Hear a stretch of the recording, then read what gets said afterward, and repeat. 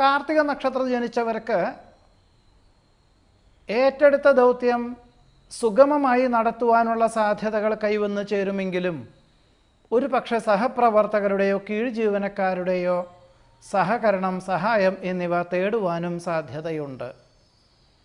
ഗഹനമായ വിഷയങ്ങൾ ലളിതമായി അവതരിപ്പിക്കുവാൻ സാധിക്കും.